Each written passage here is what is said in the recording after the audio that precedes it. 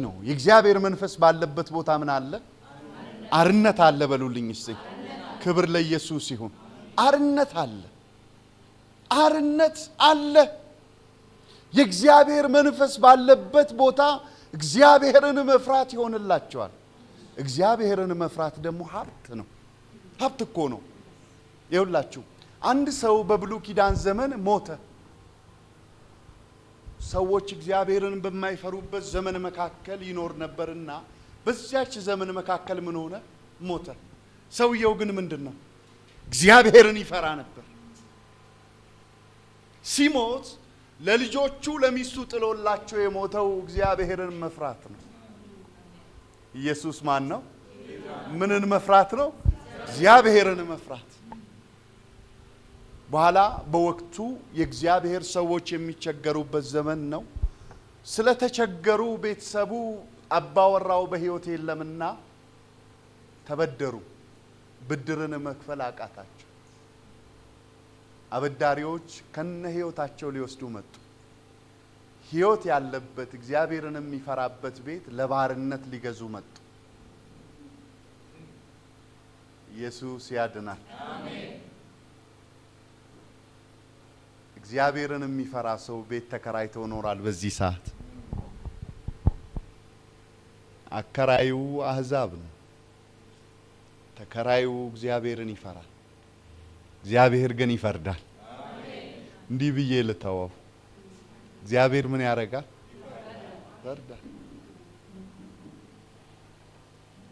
ከዚህ በኋላ ለጥቂት ዘመናት ቅዱሳን ቢቸገሩ እንጂ እግዚአብሔር ሙሉ የዌልፌር ነገር የሚያዘጋጅበት ዘመን እንደሆነ በደንብ ተረድቻለሁ። ረጅም ምርምር እየሰራው ነው በማዕድን ላይና እግዚአብሔር የዚህ ሀገር መሪዎችን አስነስቶልኝ አንድ ነገር አስተዋልኩኝ። የማዕድኑን ብቅ ብቅ ማለት እንዴት እንደሆነ ለማወቅ ሞከርኩኝ። ለካ እግዚአብሔር ጊዜ መጥቶ እቺ ሴት በቤቷ ያለውን ሀብት መቀየር ወደሚችል ሰው ይዛ መጣች። ወደ አበዳሪዎቹ ይዛ አልሄደችም። ባሌ እግዚአብሔርን ይፈራል ብላ የእግዚአብሔር ሴት ሊቀይሩት አይችልም አይደለም። እንዴት እንደምወድሽ ስብከትሽን ሁሉ ይሰማ ነበር እኮ። በእውነት ሳሚዬ እግዚአብሔርን ስለሷ አመሰግናለሁ። በእውነት ሳላውቅሽ በፊት ዝም ብዬ እሰማለሁ።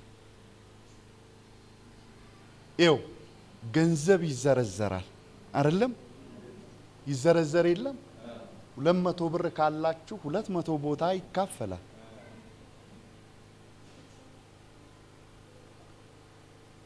እቺ ሴት ይዛው መዘርዘር ወደሚችል ሰው ይዛ መጣች።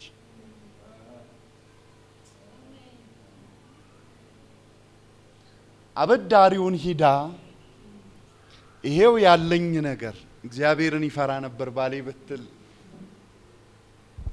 ያከራያችሁን ሂዳችሁ እኮ እግዚአብሔርን እፈራለሁ ብትሉ ይዘረ አይሆንም አይደል? አይሆንም።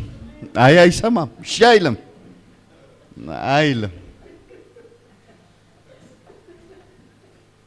በቤታችሁ የሞላውን የእግዚአብሔር ቃል የሚዘረዘርበት ዘመን ይመጣል። አሜን። የሚዘረዘርበት ዘመን ይመጣል። እንዲሁ እንዲህ እንደሆነ አይቀጥልም። ወደ ስብከት ያልገባውምና እንዲሁ ላውራችሁ እግረ መንገዴ የእግዚአብሔርን ቃል 32 ዓመት አውርቻለሁ። እግዚአብሔር ይመስገን 50 ዓመት ሊሞላኝ ጥቂት ቀናቶች ቀሩ። ጌታ ይባረክ። አሜን። እግዚአብሔር ይችላል። አሜን። እንዲህ አለች። አበዳሪዎቹን አንዴ ቁሙ፣ ብሩን ላምጣላችሁ አለች። ግድ የለም ላምጣላችሁ። ኤልሳ ብቻ ነው የእግዚአብሔርን ቃል መዘርዘር የሚችል በዛ ዘመን። ወደሱ ይዛው ሄደች። ኢየሱስ ጌታ ነው። ይዘረዝርልሃል። በእውነት ሳሚዬ ይዘረዘራል። አሜን። ክብር ለማን ይሁን? ይዘረዘራል። ወደ ጋዱ ዓለም ይመጣል። በብሉይ ኪዳን ተሰበከና በአካል ይመጣል ተብሎ እንደተጻፈ በአካል መጣ። ነገራችሁ ወደ አካል ይገለጣል። ይኸውላችሁ ሁሉ ነገር ውሸት ነው ምድር ላይ እውነት የሆነው እግዚአብሔር ቃል ብቻ ነው ይኸው ስልጣኔን ይሽራል ሲሽረው ውሸት ነው ማለቱ ነው አይደለም እንዴ ስልጣኔን እየሻረ መተና ስርዓትን ይሽራል ኮሙኒዝም በኢምፔሪያሊዝም ተተክቶ ምድር ላይ ኢምፔሪያሊዝም ሞልቷል የግብፃውያን የአሦራውያን የሜሶፖታሚያ ስልጣኔ ተሽሮ አሁን ያለንበት ደግሞ ኢሮፒያን የዘረጉ ስልጣኔ ውስጥ ነው ያለነው ሁሉ ነገር ውሸት ነው ያድጋል ይወለዳል ይሞታል የማያድግ የማይወለድ የማይሞት ያው ነው እሱ ያለኝ ከሁሉ ይበልጣል በሉ እስቲ ይዘረዘራል ቅርብ ቀን እግዚአብሔር ባንኩን እየዘረጋ ነው ይዘረዘራል ተዘርዝሮ ማይተናል የሌሎች ሀገር በግለሰብም በአገርም በህዝብም ደረጃ ሲዘረዘር በዘመን አይቻል ክብር ለኢየሱስ ይሁን ወደ ኤልሳ መጣችና እንዲያለች እግዚአብሔር ሰው ባሌ እግዚአብሔርን ይፈራ ነበር ደግሞ ታቋል አለች የኛውን ገንዘብ ታቋል የእግዚአብሔርን ገንዘብ ኢየሱስ እንዲህ አለ የእግዚአብሔርን ለእግዚአብሔር ስጡ አለ እግዚአብሔርም ገንዘብ አለው አለ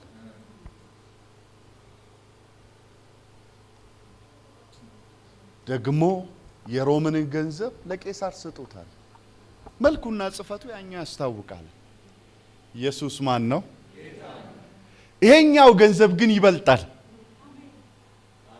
እግዚአብሔር ሰው ተቀበላት ገንዘቡን ተቀብለው አያት እንዲህ ብዬ ላስረዳችሁ እንዲቀላችሁ ቼክ ነው ቼኩ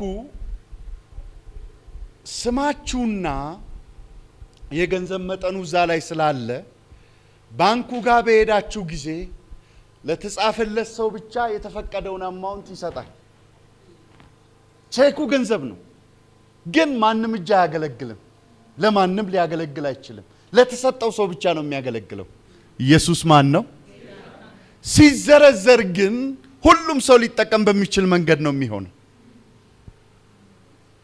እቺ ሴት ቼክ ነው ያዘችው ኢየሱስ እንዲህ አለ በኔ የሚያምን ቢሞት እንኳን ምንድነው ሕያው ነው ምክንያቱም ቃል አለው ሰውየው ሊያርፍ ይችላል ቃሉ ግን ምንድነው ሕያው ነው ይሰራል ኢየሱስ ያድናል የኔ ጌታ በሉስቲ እንኳን ቃል ሆነልኝ ክብር ለኢየሱስ ይሁን ሃሌሉያ እንኳን ቃል ሆነላችሁ የእግዚአብሔር ሰው እንዲያርጎ ዘረዘረላት ሰዎቹ በሚገባቸው ቋንቋ የፈለጉትን ነገር ወስዶ በሚሄዱበት ቋንቋ እስራኤላውያኖች እንዲያሉ እንዴት ነፃ ትወጣላችሁ ትለናል እኛ እኮ ለማንም ምን አልሆንም ተገዝቷል ግን እኮ ነው ሰዎች እያወሩ ያሉት ስለምንድን ነው እኛ ከእግዚአብሔር ተወልደናል ባሪያዎች አይደለንም የእግዚአብሔር ቃል ባሪያ ሆኖ አያውቅም ማለታቸው እንግዲህ የእግዚአብሔር ሰው በባርነት ሲያዝ እንዴት ያሳዝናል ባሪያ ያላለው እግዚአብሔር የኔ ነገር ይዘረዘራል በሉ እስቲ ይዘረዘራል በእውነት ትነክሱበታላችሁ በእውነት ትነክሱበታላችሁ በቤት ክራዩ ትነክሱበታላችሁ በመኪናው ላይ ትነክሳላችሁ ህዳ በሆነው ነገር ላይ ትነክሳላችሁ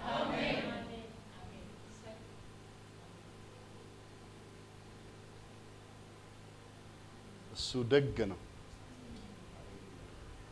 ቃል አለኝ በሉ እስቲ ቅድም የእግዚአብሔር ሰው ይናገር ነበር ምን አለ ሲያጸልይ እንዲህ አለ አንድ ነገር ደስ የሚለኝ ነገር ተናገረ ከሱ ጋር የሚያያዝ ነውና እንዲህ አለ እግዚአብሔር እስራኤላውያኖችን እንባቸውን አየ ጩኸታቸውን ሰማ ለቅሷቸውን አደመጠ ስለዚህ አሁን መጥቷል አለ ኢየሱስ ማን ነው ለምን መጣ የሚጮህ ህዝብ አልነበረም በዚያን ሰዓት ነበረ በግብጽ ውስጥ የሚጨው ሕዝብ አለ፣ ምርኮኛ ነበር። ታዲያ ለምን ተሰማ? ይኸው እንዲህ ብዬ ልንገራችሁ። አብርሃም አንድ ጧት ተነስቶ አሰናበታት አጋርንና ልጇን። ያቅማቸውን ያላሸከሙ የአብርሃም በረከት አለቀ። የአብርሃም በረከት ሁሉ ጊዜ ወደ እግዚአብሔር በረከት ያስጠጋቸዋል እንጂ የአብርሃም በረከት ለዘላለም አያኖራችሁ። ለዚህ ነው ጳውሎስ ምን አለ? በክርስቶስ ኢየሱስ ምን የአብርሃም በረከት ኢየሱስ ማን ነው? ይኸው የአብርሃም በረከት ወደ ክርስቶስ ያመራሃል እንጂ ራሱ በረከት አይደለም። እንደዛ እኮ ልክ ምንጭ ውሃው ጋር ደረሰና በረከቱ አለቀ። ሲያልቅ እናት ነችና የጦር ውርወራ ያህል አስቀምጣው የመቅበር ያህል እዚህ ጋር ቁማ ታለቅሳለች። እሷ እግዚአብሔር ይስማኝ ብላም አይደለም የምታለቅስ። ኢየሱስ ማን ነው? ልብ በሉልኝ። እግዚአብሔር እንዲህ አላት፣ ለምንድን ነው የምታለቅሽው አላት። የብላቴናው ጩኸት ምን ሆኗል? የእሷ አይደለም። የማን ነው የተሰማው? እሱ እኮ ወርቆ ተኝቷል፣ ኦሬዲ ሙቷል እኮ። ግን ምንም ያሰማው ድምፅ የለም። የጮቹ ያለቀሰችው ማን ነች? የእሷ ድምፅ አላለም እግዚአብሔር። ታውቃላችሁ እስማኤል ቃል አለው፣ አጋር ቃል የላትም። እስራኤል በግብጽ ሲጮህ ሲያለቅስ ምን ስላለው ተሰማ? ቃል አለው በሉልኝ። ነበሩ አብሯቸው ሌሎችም የታሪክ መዛክርት ይናገራሉ። አብረው እንደነበረ ምጻተኞች ነበሩ፣ ስደተኛው ነበሩ፣ ኮንከር አድርጎ አፍልሶ ያመጧቸው ነበሩ። ለዚህ ነው ማርያምም ቀይ ባህርን ሲሻገሩ ከበሮ አንስታ መናገር ስትጀምር እነ ሙሴ ሲደረድሩ በግብጽ የነበረውን ምርኮኛ ይናገሩ ነበር። ይነሱም እንዲሁ ይጨው ያለቅሱ ነበር። የተሰማው ግን ማን ነው? ቃል ያለው። ስለዚህ ቃል ያለው ከሁሉ ይበልጣል። አሜን። ኢየሱስ ማን ነው? አለኝ ቃል አልበሉ እስቲ። ነገሩ የሚዘረዘርበት ጊዜ ደርሷል። ክብር ለኢየሱስ ይሁን። ይዘረዘራል። የሚዘረዘርበት ጊዜ ደርሷል። ቃላችሁ የሚተረጎምበት ጊዜ ደርሷል። ክብር ለኢየሱስ ይሁን። ሃሌሉያ። ነገር ግን እቺ በምትዘረዘርበት በዚያች ወቅት መካከል ያለችዋን የጭንቅ ሰዓት አንድ ቦታ ላይ ብቻ ጊዜ ወስጄ ከናንተ ጋር አነጋገራለሁ። ክብር ለኢየሱስ ይሁን። እግዚአብሔርም ይላል ምዕራፍ 6 ላይ ዘጸአት ሙሴን አለው፣ በጸናች እጅ ይለቃቸዋል፣ በጸናችም እጅ ከምድሩ አስወጥቶ ያሳድዳቸዋል። አሁን በፈርዖን የማደርገውን ታያለህ አለውና እግዚአብሔር ሙሴን ተናገረው አለውም፣ እኔ እግዚአብሔር ነኝ፣ ለአብርሃም ለይስሐቅ ለያዕቆብ ሁሉን እንደሚችል አምላክ ተገለጥኩ። ነገር ግን ስሜ እግዚአብሔር አልታወቀላችሁም ነበር። የተሰደዱበትንም ምድር የእንግድነታቸውን የከነዓንን ምድር እሰጣቸው ዘንድ ከነርሱ ጋር ቃል ኪዳኔን አቆም። ልብ በሉልኝ። ቁጥር 2 ላይ ነው የምናነበው። እግዚአብሔር ሙሴን ተናገረው አለውም፣ እኔ እግዚአብሔር ነኝ፣ ለአብርሃም ለይስሐቅ ለያዕቆብ ሁሉን እንደሚችል አምላክ ተገለጥኩ። ነገር ግን ስሜን እግዚአብሔር አላወቁም ነበር፣ አልታወቃቸውም ነበር። ለአብርሃም ለይስሐቅና ለያዕቆብ ወይም ደግሞ ሙሴ ወደ ግብጽ እስኪሄድ ድረስ ተልኮ አብርሃም ቤት እግዚአብሔርን ስም አያውቅም። ግን ሁሉን ይችላል ብሎ ምን አድርጓል? አምኗል። አሁን እግዚአብሔር ስሙን በሚገልጥበት ጊዜ እጁንም አብሮ ይዘረጋል። ኢየሱስ ያድናል። ስለዚህ እግዚአብሔር ለሙሴ ይሄንን ሲናገር ቀድሞ ሙሴ ወደ ፈርዖን ገብቶ አንድ ነገር አድርጎ ነበር። ቀድሞ እነሱ ጋር ሳይገባ በፊት እንደገና የእስራኤልን ሽማግሌና የእስራኤልን ሕዝብ በግብጽ የነበረውን ሰበሰበ። ልብ በሉኝ። ያቺ የሚጧን ሰዓት ላይ ነው ማወራችሁ። ይኸው ያቺ ቅድም እግዚአብሔርን የምትፈራ ሴት ሰዎቹ ደኞቹ መጥተው ቤቷ ገብቷል። ምኗን? ልጆቿና እሷን ሊወስድ መተው ገብተዋል። ሳሚዬ ገብተው በዚያ ቤት ውስጥ ቁጭ ብለው እያስቸኮሏት ነው። እንደሚመስለኝ ብሩን እያሟላው ነው ጠብቁኝ ብላ ያስቀመጠቻቸው እንጂ ሄደኛ አይቀመጥም። ግፈኞች ናቸው። እነሱ የሚፈልጉት ምንድነው? ከብሩ ይልቅ ሰዎቹን። ብዙ አራጣ በዳሪ አይሁዳኖችን በሳውዝ አፍሪካ አብሬያቸው ሩጭ ያለው ስራ ለመስራት እየሰራው ነበር ያገለገልኩትና እዛ ምድር ብሩን ሳይሆን ንብረቱን ለማዋጥ ነው የሚሮጡት። እውነት ነው የምላችሁ። አብረናቸው ትልቅ የዶሮ እርባታ 40,000 ዶሮ ያለበትን ከአንድ አይሁዳዊ ጋር ጀምሬ ነገሩን መጨረሻ ላይ በየት መንገድ እንደወሰደ እኔና እግዚአብሔር እናውቃለን። ቃል ስላለኝ በህይወት ነኝ። አሜን። ክብር ለኢየሱስ ይሁን። ይሄው እንዲህ አለች እቺ ሴት፣ ቁጭ በሉ ብሩን አመጣለሁ። ባሏ ይመስለኛል በኑዛዜ እንዲህ ብሏታል። ኢየሱስ ያድናል። ይሄ ቤተሰብ እንዲሁ ሳየው ወቅቱም ከባድ ወቅት ነውና እንዲሁ ሳየው ርስትም የለውም ከእስራኤል ቤት ወይ ቀድሞ አባቶቻቸው ሽጧል። በሙሴ ዘመን የተከፋፈሉትም የላቸው ምንም የለው። ግን አንድ ነገር አለው።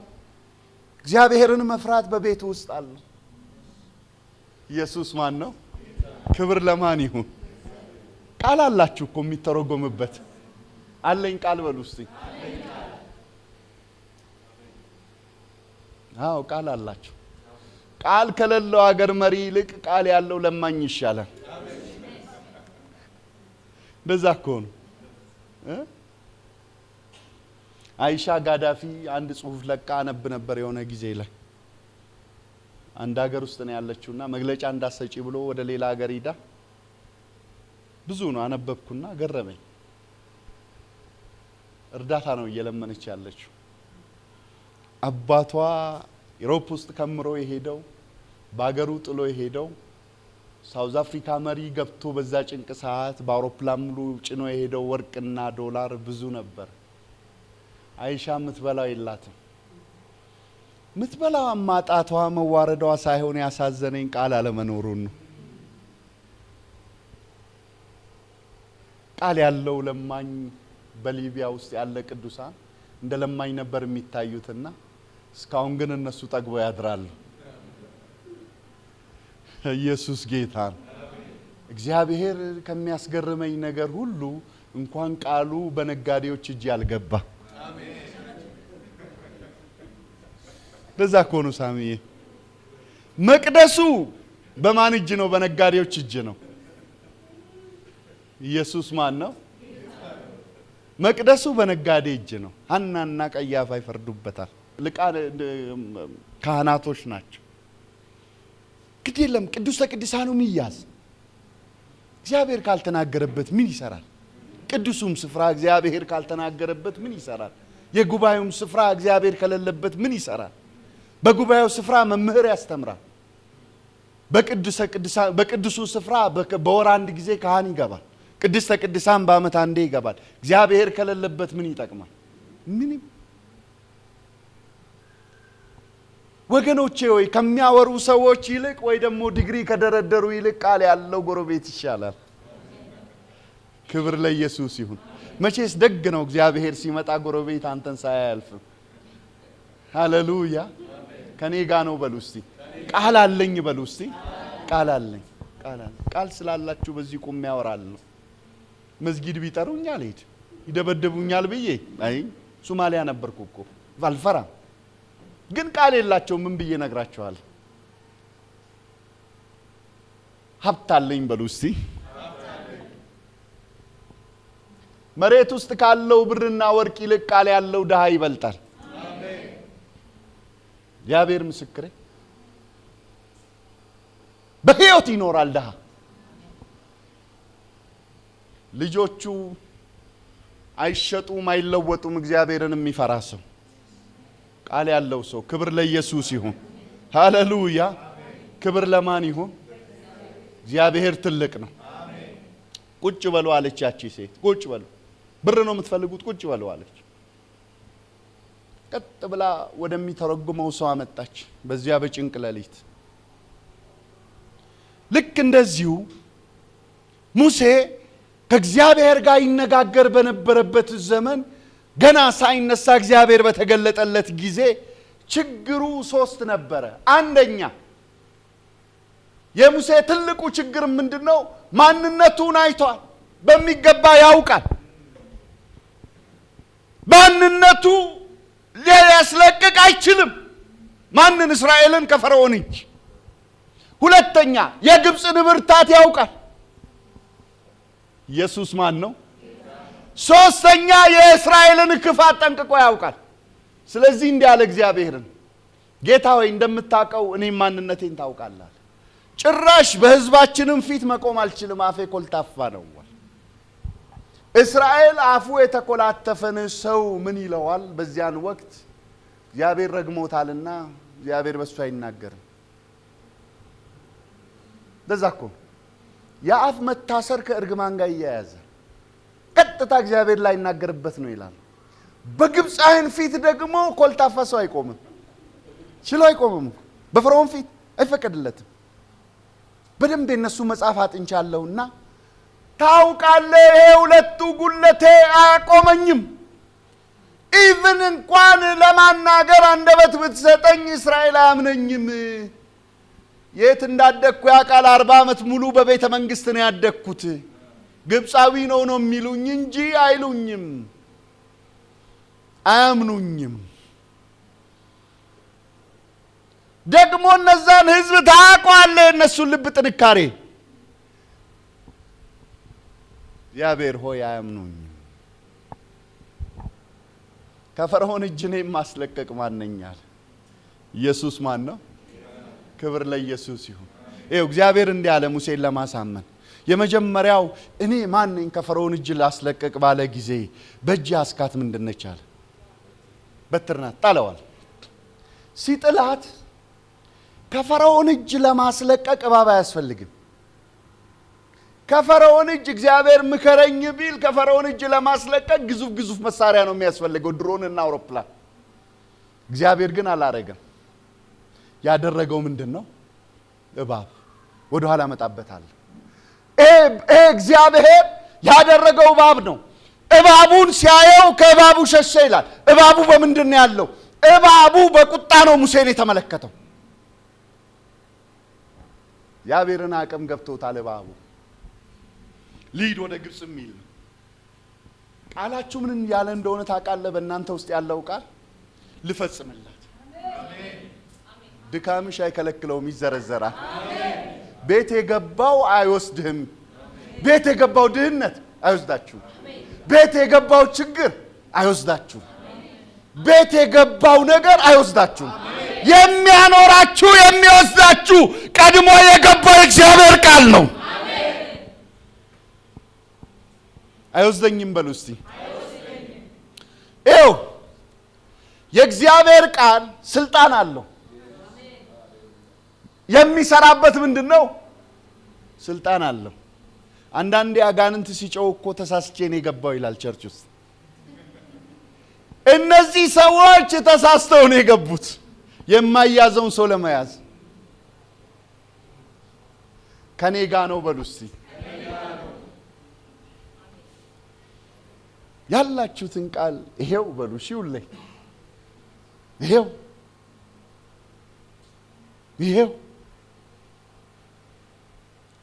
ይሄው ክብር ለማን ይሁን እግዚአብሔር ማን ነው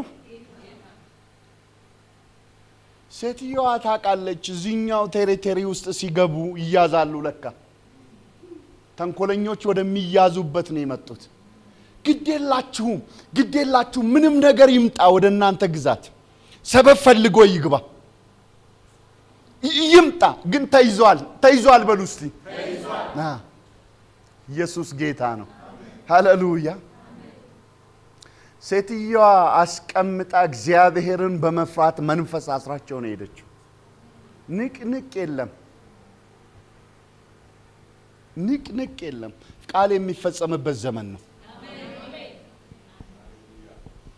ሙሴ የመጀመሪያውን ከእግዚአብሔር ጋር ከተነጋገረ በኋላ እግዚአብሔር ትልቁ ይሄ አምላክ ስለ ሙሴ ጉዳይ በሚገባ ስለ ፈርዖን ጉዳይ በተአምራት እንደሆነ ከገባው በኋላ የእስራኤልን ጉዳይ ሲያነሳ ወንድምህ አሮን ካንተ ይልቅ እንደሚናገር አውቃለሁ፣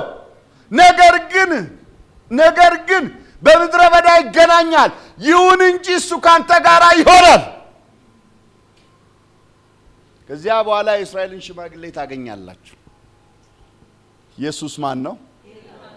ምንም ይሁን ምን ሙሴ ውስጥ ፍርሃት አለ። ምንም ይሁን ምን ቃል ይዛቸዋል። ፍርሃት ቢኖርም ግን እግዚአብሔር ተነስቷል፣ ይሰራል። ሙሴ ወደ ግብጽ መጣና የመጀመሪያው ነገር ያደረገው ነገር ምንድነው? የእስራኤልን ሽማግሌ ሰበሰበ። ከማን ጋር ሆኖ? ከወንድሙ አሮን ጋር ሆኖ ሰበሰበና ለእስራኤል ሽማግሌዎች ታምራቱን አሳየ። ልብ በሉኝ፣ የእግዚአብሔር ስም ሊገለጥ ነው። የእግዚአብሔር ስም ምን ሊሆን ነው? ይኸው እግዚአብሔር ቃል ይሰጣችሁና ቀጥሎ ስሙን ይገልጣል። በሕይወቴ ላይ እግዚአብሔር ስም ይገለጣል በሉ እስቲ። ይኸው ጎረቤት እንዳሾፈብህ፣ ነገር እንዳሾፈብህ፣ ሁኔታ እንዳሾፈብህ አትቀርም። የእግዚአብሔር ስም ይገለጣል። ይኸው እግዚአብሔር በልጆቹ ላይ ቀልድ አያውቅም። በእውነት ሳሚዬ፣ እግዚአብሔር በልጆቹ ላይ አልቀልድ አያውቅም። አንድ ታሪክ በኋላ ላይ ነግራቸዋለሁና እግዚአብሔር ተንኮለኞችን በተንኮል ይዞ አንድን ሀገር ውስጥ ያሉ ክርስቲያኖችን እንዴት ነፃ እንዳወጣ በኋላ መጣላቸዋለሁና በመጡ ጊዜ ወደ ግብጽ የእስራኤልን ሽማግሌና እስራኤልን ሰብስበው ያደረጉት ነገር ምንድነው? ተናገሩ። እግዚአብሔር ተገለጠልን ብሎ ይኸው አንድ ነገር ነግራቸዋለሁ። ሙሴ በእስራኤል በነብይነትም ይሁን በጥሩ ንግግር ተገልጦ አያውቅም። ጠፍቷል። ሽታውም ደብዛውም ጠፍቷል። ሙሴ በሕይወት ይኑር አይኑርም መልኩም ጠፍቶባቸዋል። 40 ዓመት ሙሉ ነው። ከሙሴ ጋር ደግሞ አልኖሩም፣ አያውቁትም ጣዕሙንም። ሙሴ መጥቶ ቢሰበስባቸው አይሰሙትም። ሙሴ አሁን ላይ ሚዲያም ነው የሚሸተው እንጂ ግብጽም አይሸትም። ኢየሱስ ማን ነው? ምናልባት ትዝታ የቀረላቸው እንደሆነ እነሱ ወንድምና እህቶቹ ከዚያም ካለፈ ደግሞ እንደው በሱ ዘርግ እንዲያሉት ሰዎች ምናልባት ከሆኑ እንጂ ሌዋውያን ማንም ሰው ብዙም ረስቶታል። ሙሴ ለነሱ ቃል ነበረ፣ የተስፋ ቃል። ክብር ለኢየሱስ ይሁን። ቢዘገይም ይሰራል እግዚአብሔር ብሎታል። ክብር ለማን ይሁን? ከኔ ጋር ነው በሉ እስቲ። እግዚአብሔር ከማን ጋር ነው? ከኔ ጋር። ይኸው ከተናገሩ በኋላ ህዝቡ እሺ አለ፣ አጎንብሶ የእግዚአብሔር ሐሳብ መጥተዋል። ታውቃላችሁ የእግዚአብሔር ነገር በሕይወታችሁ ሊሰራ ሲል በምታውቁት በምትቀበሉት ሰው አንዳንዴ ይመጣል። አሮን መናገር ሲጀምር፣ ሙሴ መናገር ሲጀምር እስራኤል አመነ። እሺ አለ። ጭንቅ ውስጥ ነው ያለው። ምንም እንትንም የለውም፣ ኮምፕሮማይዝም አያደርግም። እሺ አለ። አጎንብሶም ሰገደ ይላል። አቤት እንዴት ደስ ይላል! እግዚአብሔር ሲመጣ እኮ ሲጀምር ይታወቃል። ሃሌሉያ! መጥቶልኛል በሉ እስቲ።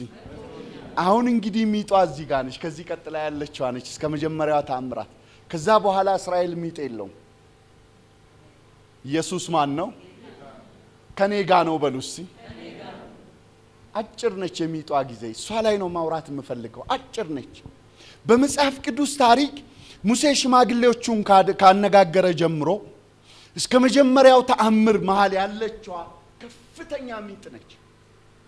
ከመስቀሉ ሚጥ ቀጥሎ ይሄኛው ነው ይላሉ ብዙ የቴዎሎጂ ሰዎች። ይሄኛው ሚጥ ከባድ ሚጥ ነው ይላሉ። ይኸው እግዚአብሔር ነገርን ሲጀምር ነው ሚጡ እንጂ ቀጥሎ ያለው ነገር ከእግዚአብሔር ጋር ስለምትላመዱ ጠላትም ስለምትንቁት ቀላል ይሆንላችኋል። ሆኖም ግን እግዚአብሔር ጀምሯል፣ ይሰራል። ኢየሱስ ማን ነው? ይኸው ካነጋገሩና እነዚህ ከተቀበሉ በኋላ ደስ አለው፣ እፎይም አለ ሙሴ። ህዝቡ ከተቀበለኝ ችግር የለም ከነዚህ ጋር ታገላለሁ የሚል ሐሳብ ሳይዝ አይቀርም። ከዚያ በኋላ ከህዝቡ ጋር ያለውን ጉዳይ ከጨረሱ በኋላ ቅድም ትልቁ ችግር የህዝቡ ነበር። ሕዝቡ አያምነኝም ስምህንስ ባለኝ ጊዜስ ሕዝቡ አያምነኝም አልተገለጠልህም ባለ ጊዜስ ካንተ ጋር ሆናለሁ። ስሜ እንዲህ ነው ያለና የሚኖር ነው። እንደው ቀለል ላድርግልህ የአብርሃም የይስሐቅ የያዕቆብ አምላክ ነው። እነሱም በሚገባቸው ቋንቋ ሃሌሉያ ለልጅ ልጅ ነው አለው። ክብር ለኢየሱስ ይሁን። በሚገባው ቋንቋ ገባቸው፣ ተቀበሉት። አሁን እንግዲህ ወደ ፈርዖን ጋር ሊገቡ ነው። አሁን ነው ሚጡ ገባና የእስራኤል አምላክ እንዲህ ይላል ሕዝቤን ልቀቅ፣ ወደ ምድረ በዳ እንሄዳለን፣ መስዋዕትን እናደርጋለን፣ ሰይፍም ቸነፈርም እንዳይጥልብን በግብፅ አናደርግም፣ በግብፅ ርኩሰት እንሂዳለን። ገባና ፈርዖን ጋር በዚያን ጊዜ ፈርዖን እንዲህ አለ፣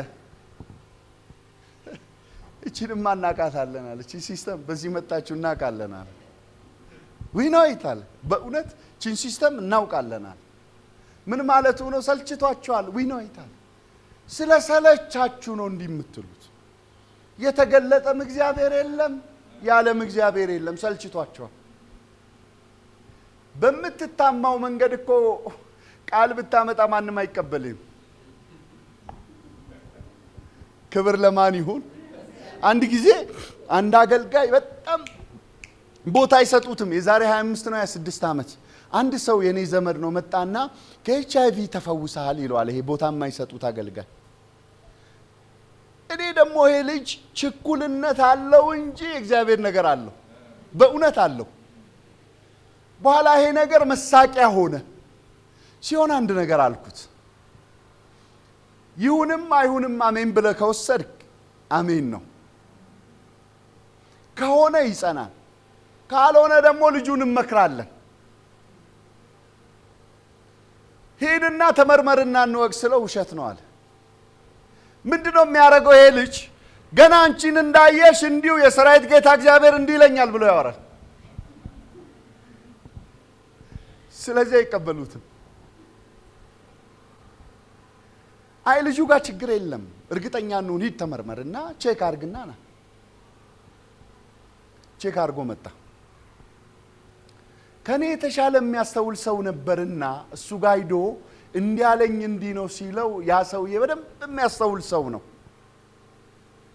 ሰውዬውን እንዲህ አለው፣ ተመርምረ መጣው ውጤቱ ሸይጣው ነው። አዎ እስቲ እንጸልያለን። ያን ጊዜ ቤት ዛታ ጎበዝ ነበሩ በዚህ ጉዳይ ላይ። ሂድ ቤት ዛታ አለው። ድንግጠኛ ነው ደግሞአል። ቤት ዛታ ሲሄድ የለበትም። ክብር ለማን ይሁን? ግን አገሩ ቸርቹ በሙሉ የውሸት መልእክት ብሎ ታምሷል። በእውነት ነው የምለው። አሁን ማን ነው ሸታ? ጭንቅ ውስጥ ያለ ሰው፣ ግራ የተጋባ ሰው ነገርን ያዛባል። ወገኖቼ ሆይ ሃሌሉያ።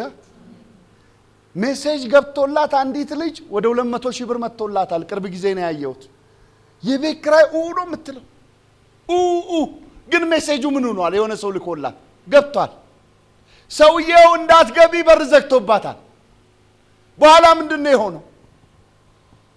ያ የላከው ሰውዬ ከ3 ሳምንት በኋላ እሷ ውጪ እያደረች እያለ ደውሎላት እንዴት ነሽ ምናምን ይላታል። ሰላም ነሽ ወይ? እንዲህ ያወራት አታለኝ ጠፋርለ ትለዋለች። አረ ከላኩልሽ 3 ሳምንት አልፏል። ክብር ለኢየሱስ ይሁን። አንዳንዴ ጭንቅ ውስጥ ያለ ሰው ቃሉን ቢፈጸምለት አያውቅም። እንደዛ እኮ ነው። እግዚአብሔር መጣና ይሄንን ልክ ጭንቁ መሃል ላይ ያሉ አሁን ስሜን እገልጥላቸዋለሁ ሲል ከሰውነታቸው መድከምና ከመዛል የተነሳ ቃሉን አልሰሙም ይላል። ቢሆንም ግን ቃል አላችሁ፣ እግዚአብሔር ይሰራል። አሜን። ቃሉ እናንተን ተማምኖ አልተናገረም እግዚአብሔር። 4ኛ ክፍል ላይ ያለች ካሪክለም አለች፣ 8ኛ ላይ ያለች፣ 10ኛ ክፍል ላይ ያለች። እናንተን ተማምኖ መንግስት ካሪክለም ይቀርጻል። ደረጃችሁን ጠብቁ። እግዚአብሔር ግን እንደዛ አይደለም። ራሱን ተማምኖ ትልቅ ነገር ይሰጣቸዋል። ማን እንደሚያረግ ያውቃል? እግዚአብሔር እንደሚያረግ ያውቃል። ሃሌሉያ። አንድ ነገር ይሰማኛል። ሳሚዬ ቅርብ ቀን ከዚህ ቸርች ትወጣላችሁ። በእውነት ትወጣላችሁ። ጌታ ምስክሬ you are going to out። እንዲህ ብዬ ጸለይኩ በውስጤ። እግዚአብሔር ሆይ እኔ ቀድሚያ የምዘረጋ ሰው ልሁን። ኢየሱስ ያድናል። የሰፋ ነገር አያለው፣ እንቅስቃሴ አያለው፣ ከግብጽ የመውጣትን ዓመት አያለው። ጌታ ይባረክ። ከግብጽ ምንም የመሆን ዓመት የመውጣት ዓመት። ኢየሱስ ጌታ ነው። ሙሴ የሚባለው ይሄ ሰው እስራኤልን ካወራ በኋላ ወደ ንጉሱ ከቀረበ በኋላ ባለ ጊዜ እኔ ያውቃለሁ አለና ንጉሱ እንዲህ አላቸው፣ አንተም አሮን አለ፣ አንተም ሙሴ የሰዎቹን ስራ አታስፈቱ። ነገሩን ገብቶኛል። እናንተ ደክሟችሁ ተጨንቃችሁ ነው የምታወሩት። ኤው ልንገራችሁ አለ፣ ስራ አታስፈቱ ህዝቡን። አንደኛ። ሁለተኛ አለ ወደ ተግባራችሁ ሂዱ። ወዴት ሂድ? እናንተም ጭቃ አብኳኩ ነው። ሂድ ጡብ አምጣ ነው። ተግባራችሁ ሂዱ አለ። ኢየሱስ ማን ነው? ይሄን ጊዜ ነበር ሙሴ ራደ። ያላነበብኩት መጽሐፍ የለም ይሄን ሚስጥር ለማወቅ እዚህ ጋር ያለችው አንደኛው መሃል ሳሚ። ይሄን ጊዜ ነበር ሙሴ የደከመው። ሙሴ ወጣና በሮ ወጣና በእግዚአብሔር ፊት ማልቀስ ጀመረ። ወደቀ። በዚህ መካከል ፈርዖን አዋጅ አወጣ። የመጨረሻው የጭካኔ ጥግ አዋጅ እንዲህ አለ፣ ዱሮ ሳር ነው የምትሰጧቸው ጡቡን ለመጠፍጠፍ እንዳሰጡ። ግብፅን ምድር ዙሮ ሳር ይሰብስባል። እንደገና ደግሞ ብሎኬት ዱሮ ሁለት የሚያመጡ ከሆነ አራት አድርጎ ያምጣል። ኢየሱስ ማን ነው? ይህንን ካላደረጉስ ግረፏቸዋል። ግርፋቱ ሲበዛ እግዚአብሔር በዚህ ጊዜ ዝም አለ። ጭንቁ ሲበዛ ሽማግሌዎች መጡ። ሙሴ መግባት ፈራ። ይኸውላችሁ ኢየሱስንና ሙሴን ላወዳድርላችሁ። ኢየሱስ እንዲህ አለ፣ እባክህን እቺ ጽዋ ትለፍ ከኔ አለ። ሌላ ሰው አላለም። ሙሴ ሌላ ሰው ነው ያለው። ይሄም ብቻ አላለም። ልብ በሉልኝ። ወደ ቀራንዮ መስቀል ሲሄድ አንድም አልሳተም። እግዚአብሔርን ይኸው ሲገርፉትና ገዢዎች ሲጠይቁት አንተ የአይሁድ ንጉሥ ነህ ሲሉት አንተ እንዳልከው ነው አለ። መስቀሉን ተሸክሞ በኩራት እጁን እንኳን ሲበሱት አልመለሰም። ቦልድሊ ነው የቆመው ኢየሱስ። ሙሴ ልብ በሉኝ፣ ሙሴ የኔን ኢየሱስ ማስበለጠ አይደለም። ሙሴ ምንድነው ያደረገው? እግዚአብሔር አብሮት እያለ እያወራው እያናገረው፣ ይሄ ትልቅ የሚባለው ሙሴ፣ ይሄ ትሁት የሚባለው ሙሴ በዚህች ጊዜ ከመቅለጡ የተነሳ አቤት ኢየሱስ ቢቀልጥ ኖሮ እኮ ባልዳን ነበር። ከመቅለጡ የተነሳ ገና ከቤቱ ሲነሳ ሚስቱንና ልጆቹን ይዞ ነው ሄደው። እዚህ ጋር ደርሶ እግዚአብሔር ጥቂት ዝም ብለው ነገሩን ሲያይ ሚስቱና ልጆቹን ሸኘ፣ መለሳቸው።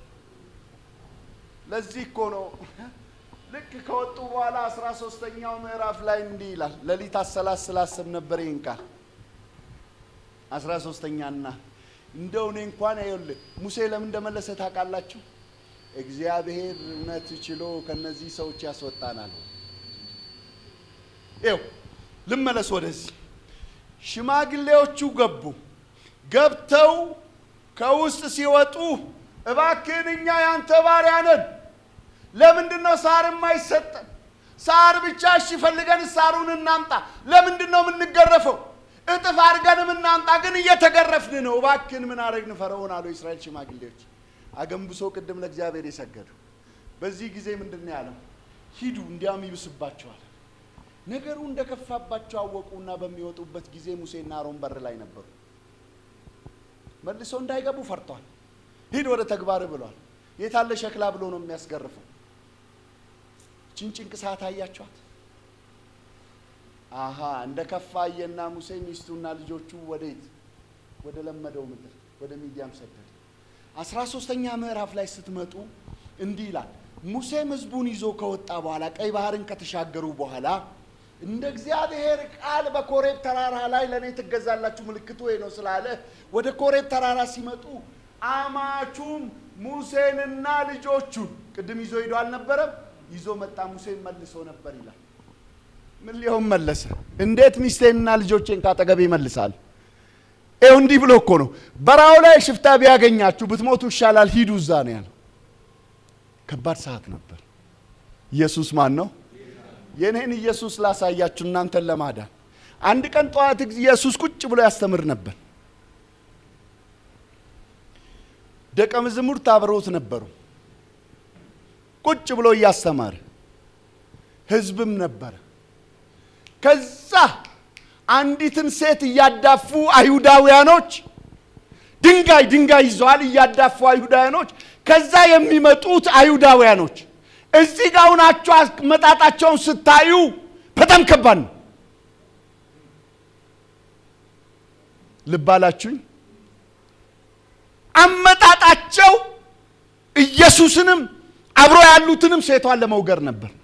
እንዲህ ያሉት ኢየሱስን መጡና ስታመነዝራ ያዝ እንደ ሕጋችን እንውገራትን ወይስ አንውገር? ሁለቱም ኢየሱስን ያስወግር ነበር። እንደ ሕጋችሁ ይዛችኋል ውገሯት ቢል አትግደል የሚል ቃል አለ አንተንም ጭምር ይሄውና ይሄንን ብለሃል ብሎ ሊወግሩት ነው። ጉዳዩ ለኢየሱስ ነው የመጣ። ክብር ለማን ይሁን? አትውገሩ ቢል ሕጋችን አለ ሙሴ ያስቀምጦታል ሜዳይ ስርዓት አለ ሕጋችንን ካንስል አረክ ብሎ ሊወግሩት ነው። አቤት ኢየሱስ እንዴት ያለ ብቻውን መምህር እኮ ነው። እንዲህ ያለ ዝቅ አለና ተናገር አሉት። ድንጋዩን ይዞ ቃሉ እንደሚናገረው ተናገር ሲሉ ቆንበስ አለና በእጁ መጻፍ ጀመረ። ከናንተ ምን የሌለበት አንዳንዴ ሳትናገር በጽሁፍ እኮ የምትመልሰው ነገር አለ ጠላት። እንደዛ እኮ ነው ሳሚ ዝም በማለት ጠላት ይመለሳል። ይኸው የኢየሱስ ቃል ወደ ቅድስናው ኮርት ስላመጣቸው ማንም ሰው መቆም አይችልም፣ ሪዚስት ማድረግ አይችልም። ቢቆሙ ህይወታቸው ለዚህ ነው ሙሴ ምን አለው? ጫማን አውልቅ የቆምክበት መሬት ምንድነው? ባያወልቅስ ይቀሰፍ ነበር። ኢየሱስ ዝቅ ብሎ ሲጽፍ ምን አደረገው? የቅድስና ኮርት ጋር ነው ያመጣቸው። እዚህኛው ኮርት ላይ ማንም ቅዱስ ካልሆነ ጫማ ባደረገው እንኳን ጫማ ድንጋይ ይዟል ራሱ ላይ ያስመሰክራል። እነሱም ብልጥ አይደሉ አይሁዳውያኖች ናቸው፣ ክፎች አይደሉም። ድንጋዩን ጣሉና አንድ ባንድ ሄዱ። ኢየሱስ እንዲህ አላት፣ አንቺ ሴት አላት፣ የታሉ ከሳሽሽ አለ። ቀና ብለው የታሉ ከሳሽሽ? አንዳችም የለም። ሌላም ሰው ሲል ከኢየሱስ ጋር የነበሩ ደቀ መዛሙርት ከዛ ሲመጣ አይተው እኮ ነው የሸሹት። አልነበሩም ኢየሱስ ጋር። they ran away ሮጡ እነሱ ራሳቸው። ሙሴም ያደረገው ይሄንን ነው። ጎመን በጤና ከፈርዖን እጅ ምናመልጥ አይመስለኝም አለ። ኢየሱስ ማን ነው? ክብር ለማን ይሁን? ቃል አለኝ በሉ እስቲ። ብትሰሩም ባትሰሩም ቃል አላችሁ ይሆናል። አንዳንዴ ብላችሁ የተዋችሁት ነገር እኮ ነው የሚሆነው። ክብር ለኢየሱስ ይሁን። አሁን እግዚአብሔር ሙሴን ይዞታል። እንዲያውም ምን ይለዋል እዚህ ጋር ይቀጥልና ይህን ስም ከገለጠላቸው በኋላ እኔ ስሜን እገልጥላቸዋለሁ እጄን እዘረጋለሁ ካለ በኋላ ትእዛዝ አዘዛቸው ይላል። ይቺ ትእዛዝ ነው ያዘችው እንጂ ጎመን በጤና ብሎ ልጆቼን አደርሳለሁ ብሎ ወደ ሚዲያ የሚሸሽ ነበር። አረ እግዚአብሔር ብቻውን ይሰራል። ቃል አለኝ በሉ እስቲ። ቃሉ ብቻውን ይሰራል። ሕያው ነው ቃሉ። እኔ ብሞት ይሰራል፣ ሕያው ነው። ክብር ለማን ይሁን? ቃል አለኝ በሉ እስቲ። ክብር ለጌታ ይሁን። ኤልሳ ካንተ መንፈስ ላይ ያለውን እጥፍ አለ። 13 ታምራትን አድርጎ ሞተ። 7 ነው ኤልያስ ያደረገው፣ 1 ይቀራል። ቢሞትም ግን ቃሉ ሕያው ነው። ኤልሳ ተቀብሮ ከብዙ ጊዜ በኋላ ኤልሳ መቃብር ላይ ሲያስቀምጡ ሰውየው ብድግ ብሎ ተነሳ። ቃል አላቸው። ሕያው ዘሎ የሚነሳ ነገር አለ። ክብር ለማን ይሁን? ሙሴም ሸኘ። ጭንቅ ሰዓት ነች። አሁን እግዚአብሔር አዟል። እንግዲህ ወዴት ይሄዱ? ነገራችሁን የሚፈጽም ሰው አቅም ቢያጣ እግዚአብሔር እንዳስገድዶ ያስፈጽመዋል። አሜን ትላለህ ወይ? የአንድ ክልል ፕሬዝዳንት አንድ አልከፍት ማለኝና በር እግዚአብሔር ሆይ ይገደድ፣ ይሄ ብዙ ቅዱሳን ይገደድ እያልኩ ጸልይ ነበር እዛ ሂጄ። ምንድነው ግን ያንተ ነገር ያስጨንቃል አለኝ። አይ እንዲህ አይምሮ እንትን ብሎ እንዳይሆን አልኩት። ያ ይሆናል በእውነት ይሆናል ሳሚ ይሆናል። ሶማሌዎቹ አንተ እኮ አስማተኛ ነህ ጥንቆላ ትችላለህ ይሉኛል ስለምጸልይ ዛኔ ሶማሌላንድ ሁኜ አው እችላለሁ አረግልሃለሁ ስንት አስከፍለኛለህ ይላል። አይ ምንም አልፈልግም ነገሩን የኔን ለነሱ ምሰራላቸው መድኃኒት ሲያውቁት ይሸሻሉ። ምክንያቱም የኔ መድኃኒት ክርስቶስን ካልተቀበሉ አይሰራም። የመጀመሪያ እንደው ለመሳብ ይሰራ ይሆናል፣ ግን ክርስቶስን ካልተቀበሉ ያን ጊዜ ይሸሻሉ። ኢየሱስ ያድናል። ክብር ለኢየሱስ አለ። ይኸው መድኃኒት አላችሁ ሲሉ አለን በሉ። እሺ ማን ነው እሱ? መድኃኒት የተባለው ራሱ ኢየሱስ ነው። አለኝ እንጂ የምን ጠንቋይ ያለው ሟርተኛ ከኔ ብሶ የለውም። ኢየሱስ ያድናል። ሃሌሉያ! ክብር ለኢየሱስ ይሁን። በዚህ ጊዜ እግዚአብሔር ስላዘዘው ከመሸሽ ቀረና እሱ ወደ ፈርዖን ገባ። ወደ ፈርዖን የመጀመሪያውን እግዚአብሔር እንዲህ አለው፣ ይኸውልህ አለ ታምራት ላሳያት ትበሉት። ፈርዖን ራሱ ይጠይቃቸዋል አለ። ምን ብሎ? ታምራት። አቤት የኔ ጌታ፣ ያው እንዲህ ያደረገ እኮ ጅማሬ ላይ ህዝቡ ተቀብሏቸው የለም? ሽማግሌዎች በወጡ ጊዜ ምን አሉ? እግዚአብሔር ይላችሁ፣ ሽታችንም በፈርዖን ፊት አገማችሁ፣ አስገረፋችሁን፣ አንተና ሙሴ ያሉት አሮንን። ህዝቡ በሙሴ ላይ ተነስቷል። እነ ሙሴ ወደ ህዝቡ መሄድ አይችሉም። ከህዝቡም ይወግራሉ ልጆቼም ብሎ ፈርቶ ወይጦ ይሄ ሰውዬ ይበላኛል ብሎ ሸኝቷል። አሁን ምንም የለውም። ሙሴ ራሱ እግዚአብሔርን ብቻ ነው ያለው። አንዳንዴ እግዚአብሔር እንደዛ ያደርጋል። ከዘመድ ጋር ድብና አድርጎ ያጣላህና አንተ ብቻህን ትቀራለህ። ባዳ ነው ያለው፣ ድንጋይ ያዘ ጥምጠቃለ ጋር እንድትጣበቅ እኮ ነው። ክብር ለኢየሱስ ይሁን። ሃሌሉያ! ኢየሱስ ማን ነው? ግጥም አድርጎ አንድ ጊዜ ሳንቲም አጣው። ሳውዝ አፍሪካ ጋናዎች ናቸው። በሮች በሙሉ እንዲህ ይላል እኮ ኤርሚያስ፣ በተጠረበ ድንጋይ መንገዴን ዘግተሃል። አንዳንዴ ኤርሚያስ ላይ እኮ መንፈስ አለ፣ የታወቀ መንፈስ። ጠባ ይደምቃሉ፣ ይነቅላል፣ ይተክላል፣ ግን እንዳይቀበሉት አድርጎ ይዘጋበታል። እንደዛ እኮ ነው ሳሚ። የእውነተኛ ነገር እኮ አንተ እጅ እንዳሉ ያውቃሉ እኮ፣ ግን ዝግት ያደርገዋል። የኔ ጌታ ብቻውን ከሱ ብቻ እንድትቀዳ። ኢየሱስ ማን ነው? ሃሌሉያ! ወዳጃችሁን እንድታውቁ እንጂ ጨክኖባችሁ አይደለም። ኢየሱስ ያድናል። ሃሌሉያ! ኢየሱስም ላይ እንደዛ ነው የሆነው እኮ። ተዘግቶበት ነበር እኮ፣ በምጥ እኮ ነው ያገለገለው። ሰማይም ተዘግቶበት ነበር። ዝም ምን ያለው እኮ እሱ ሲል ያድናል ኢየሱስ። አሜን። ቃል አለኝ በሉልኝ እስቲ። ይኸው ሙሴም ተዘግቶበታልና ገባ፣ ቀጥ ብሎ ገባ። አሁን ምንም ምርጫ የለውም።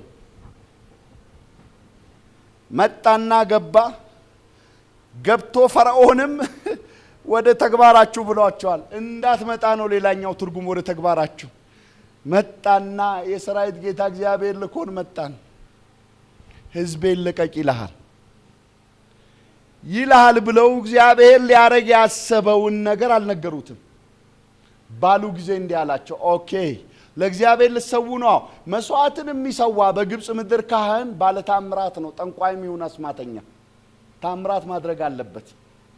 መስዋዕት ለመሰዋት ግልጥ ይሄ ነው። ቃል የሚባል ነገር አያውቁም ግብፃውያኖቹ። የሚያውቁት ነገር ምንድነው? ግልጥ የሆነ ታምራትን ያደረገ ሰው ምንድነው? ነብይና ካህን ነው። ታምራት አሳዩኛል። መስዋዕት ነው የፈለጋችሁት። አሁን የሱ አባባል ምን እንደሆነ ታውቃላችሁ? ቀድሞ ገብተው ሕዝቤ ያገለግለኝ ያመልከኝ ዘንድ አላሉ። ሲያያቸው የሱም አባባል ምንድነው? ታምራት አሳዩኝ ሲል ከጠንቋዮቹ ጋር ተነጋግሯል። ምንም ሊያደርጉ አይችሉም ታምራት አሉ ጠንቋዮች። ምንም ታምራት ሊያደርጉ አይችሉም። ምክንያቱም እነሱ ዘግተው ግብፅን ይዟታል። ታምራት ሊያደርጉ አይችሉም። ተነጋግረዋል። እነሱም በቤታቸው ታምራት አሳዩኝ፣ ካህን ከሆናችኋል አሳዩ። ይኸው ጠንቋዮቼም ቆመዋል፣ ስማተኞቼም ቆመዋል። እነሱም ታምራት ያሳያል። ያለዚያ የሚቀጥለው ነገር ምንድነው የሚሆነው? ትታረዳላችሁ። እሺ ያሉና ይሄው ያለንን ታምራት አሉ። ግብፃውያን በእባብ ያምናሉ። የግብፃውያን አማልክት ትልቁ አማልክት አማልክት የሚሉት የግብፅ ይሄ የእባብ ምልክት ነው። ለዚህ ነው እኮ ይሄ ክራውናቸው ላይ አለ እባብ። እንደዚህ አይታችሁት ከሆነ አለ እኮ። ዙፋኑም እባብ እኮ ነው። ሲቀ የተቀመጠበት አሁንም ራሱ ካይሮ ስትጎበኙ ብዙ እንትኖችን አይቻለሁ። ምንድነው ይሄ ዩቲዩቦችን ዙፋኖቹ ላይ እንደዚህ ነው ቆሞ ያሉት እባብ። መታወቂያቸው አርማቸው እባብ ነው። ስለዚህ እነሱ የሚያምኑበት ነገር የመጨረሻ ሱፒሪየር ኃይል ነው የሚሉት የእባብን መንፈስ ለቀቁ። ስቲል ናው ያንን ትሬንድ ይዞ ስላሉ አረቦች በሙሉ በቤታቸው እኮ በብዛት አረብ በሙሉ ቤቱ ውስጥ እባብ ይጋልባል። ገኒን ጠይቃት ነበር ብዙ ዘመን ግብጽ ስለነበረች እያንዳንዱ ቤት ውስጥ አለ አለች። ይቀልቡታል፣ ያመልኩታል። ኢየሱስ ማን ነው? እነሱ በሚያምኑት መንገድ ይሄው አለና ለቀቀ። ሳቀበት። ይሄንንማ ያረጋሉ አለ የኔም ሰዎች። አሁን ጠንቋዮቹ ቢያደርጉ ምን አዲስ ነገር አለ ሊላቸው እኮ ነው ባቡ። እነሱ ማረጉ ክብር ለማን ይሁን? ነገር ግን እግዚአብሔር በእናንተ ላይ ቃሉን በሚፈጽምበት ጊዜ ተመሳሳይ ነገር ቢኖርም የእናንተ ነገር ይውጣዋል። አሜን። እንደዛ ነው የሚሆነው። ክብር ለማን ይሁን? ክብር ለማን ይሁን? ኢየሱስ ማን ነው? ቃል አለኝ በሉ እስቲ። ትልቁ በምድር ላይ ኃይል ምንድነው ብትሉ ቃል ነው። ምንም ነገር ምንም ከቃል በላይ የለም የለም። ይኸው የሚታይ ዓለም ውስጥ ነው ያለ ነው። ፊዚካል የሆነ የሚዳሰስ የሚቆጠር ዓለም ውስጥ ይሄንን የሚታየውን ዓለም ከማይታየው ዓለም ውስጥ ያወጣው በምንድን ነው? በቃሉ በሉልኝ እስቲ። በቃሉ ምን አደረገ? አወጣው። እግዚአብሔር መንፈሱን ዓለም መላእክት ያሉበት መንፈሳዊ አካል ያለበት መንፈሱን ዓለም ደግሞ መላእክም ሰይጣንም የተፈጠሩበት መንፈሱን ዓለም ደግሞ ከዚያ በፊት ብቻውን የኔ ጌታ ማንንም በሌለበት አብ ወልድ መንፈስ ቅዱስ ብቻቸውን የነበሩበት ዓለም አለ። ያ ዓለም የቃል ዓለም ይባላል።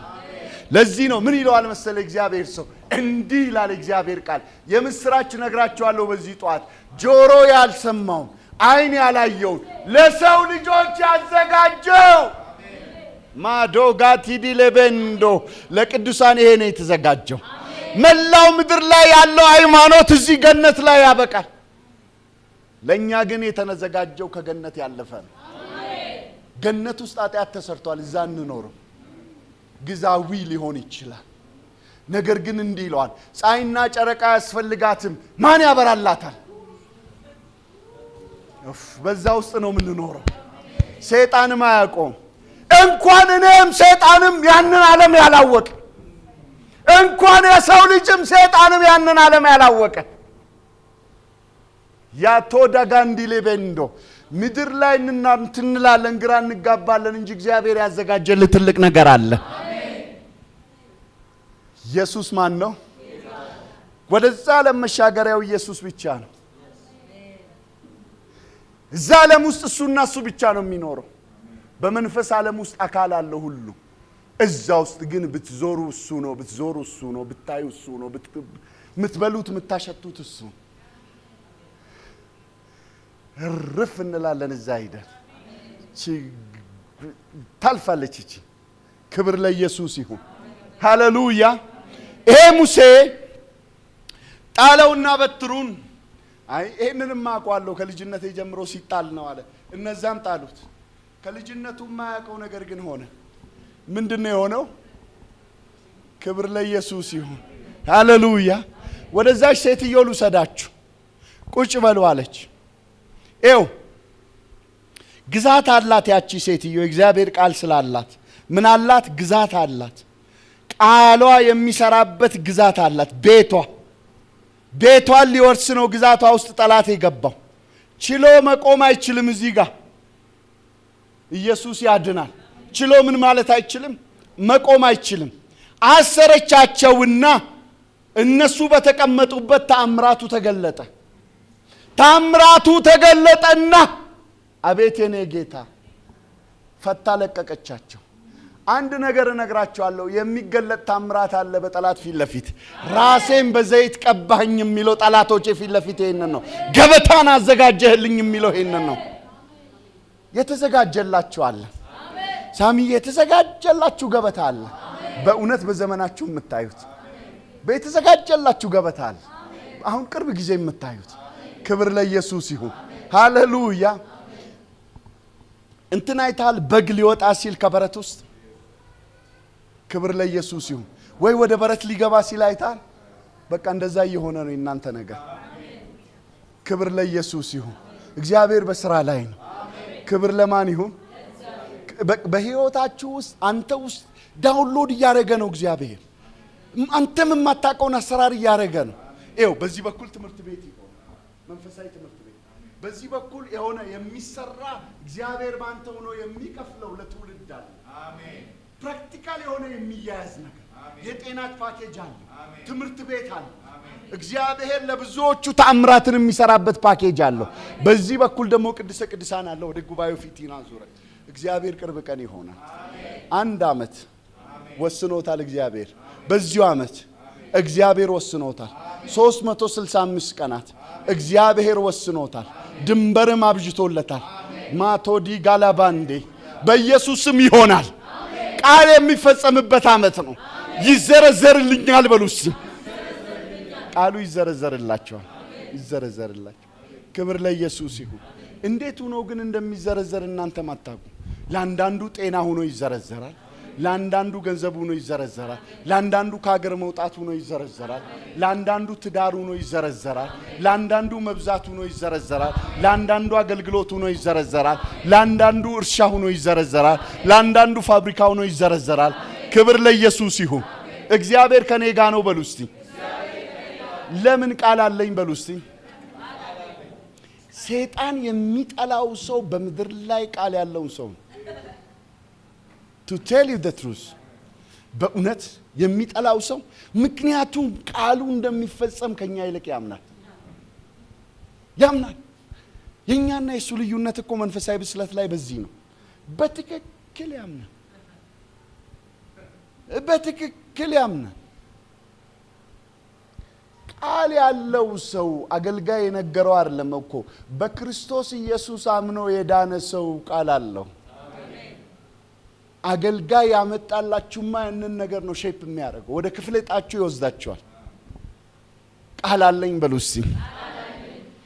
ያው እሱ ቃል የሆነው ክርስቶስ አላችሁ። ሃሌሉያ። ክብር ለኢየሱስ ይሁን። እግዚአብሔር ይባረክ። አሜን። ሙሴ ጣለ፣ እነሱም ጣሉ፣ ዋጠ። ከዚህ ጊዜ በኋላ ነው ሙሴ በረታው። አሁን አይፈራውም። ፈራውን ፊፊ ገባ። እንደዛ እኮ ነው ሳሚ። ከዛ በኋላ ቦልድሊ ነበር የሚገባው። ፊቴን አታይም ሲለው እንደተናገርከው እንደ ቃል ይሁን አለ። ምንም እንዳትገባ ሲለው በጥሶ ይገባ ነበር። ምክንያቱም ሙሴ የነዛን ኃይል ይፈራ ነበር። አንዱ ችግሩ እሱ ነበር። እያየ ስላደገ ፈራውን በምን እንደሚሰራ ስለሚያውቅ። አንድ ነገር እላችኋለሁ፣ ኤው እንዳታልፉ የከለከላችሁ ነገር አሁን ይዋጣል። አሁን ምን ይሆናል? በኢየሱስም ይዋጣል። በእምነት የምትኖሩበት ዘመን ይመጣል። እግዚአብሔር እንዲህ አለ፣ ስሜን ገልጣለሁ አለ፣ እጄን ዘረጋለሁ አለ። አሁን የታምራት ዘመን ይጀምራል። የምን ዘመን ይጀምራል? ይኸው ልንገራችሁ፣ የተሰጣችሁ ቃል ጥቅስ አይደለም። ያቺ ሴትዮ ባለ እግዚአብሔርን ይፈራል የሚል ጥቅስ ብቻ አይደለም የያዘችው፣ ይፈጸማል የሚል ቃል አለ።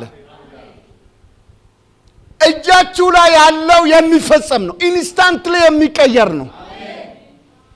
ወዲያውኑ ኮምፕሊት ቼንጅ የሚሆንበት ነው። ቅድም እነግራችኋለሁ ያልኩትን ታሪክ ልንገራችሁ። በአሜሪካ ታሪክ ውስጥ እንደ አሜሪካናችሁ የተባሉ የሉም። ታሪክ ከመሆን አልፎ እንኳን በዘመኔ ማትሪክ በመወስድበት ዘመን የአሜሪካን ሲቪል ወር እንወስድ ነበር ኮርስ። እርስ በራስ ጦርነቱ ያንገሸገሻቸው፣ ቢበሉትን ያጡ፣ እርስ በራሱ ስቴቶቹ ይዋጉ የነበረ፣ ኮሎናሊስቶቹ ደግሞ መጥቶ ፈረንሳይ ስፔን እንግሊዝን ይዋጋበት የነበረ፣ ምድሪቱ በባርነት ግዛት የተጨነቀች፣ ነጩ ጥቁሩን የሚገዛበት፣ ጥቁሩ ነጩ ምስሩን ወርቆ የሚወቀስበት የሚጨነቅበት፣ ሬድ ኢንዲያንሶች የሚጨነቁበት፣ ነጭም ደግሞ በነጭ የሚገዛበት ግዛት ነበረ። ውጥንቅጦ ይወጣ። ኢየሱስ ማን ነው? በዚያ ውስጥ ግን ብርሃን ልጆች ነበሩ። የብርሃን ልጆች ይሰበሰቡና ሁሌ ብርሃን ይናገራቸው ነበር። እንዲህ ይላል፣ ምድራችሁን እለውጣለሁ። ምድራችሁ ከምድር ሁሉ ትበልጣለች። ምድራችሁ ታሪክ ይሆናል። ታላላቅ እግዚአብሔር ሰዎች ይነሳሉ። በጦርም በኢኮኖሚም ትቀድማላችሁ እንጂ አትቀደሙ። ሰላም በምድራችሁ ላይ ይሆናል። የዓለም ሕዝብ ሁሉ አይኑን እናንተ ላይ ይጥላል። እግዚአብሔር ኢየሩሳሌም ያደርጋታል። እግዚአብሔር እጁንና ቃሉን ይገልጥበታል። ጠግባችሁ ታድራላችሁ። በጨለማው ዘመን ነበር እግዚአብሔር ለአሜሪካኖች ይህን ይናገር የነበረው። ጥቂት የብርሃን ልጆች ስላሉ ክርስቲያን ይኑር። ክርስቲያን ሲኖር እኮ ሀገር ይለወጣል። ክርስቲያን የሌለበት ሀገር አይለወጥም ወገኖች። ይሁን የአረቡንም ዓለም ወደ ኋላ ሄደን ስንሄድ እግዚአብሔር የተናገረበት ዘመናቶች ነበሩ። ክብር ለማን ይሁን? ጨው ቁፋሮ እንደ ትልቅ ነገር ይታይበት በነበረበት ዘመን አሜሪካኖች ጨው ለመቆፈር ምን ያደርጉ ነበር?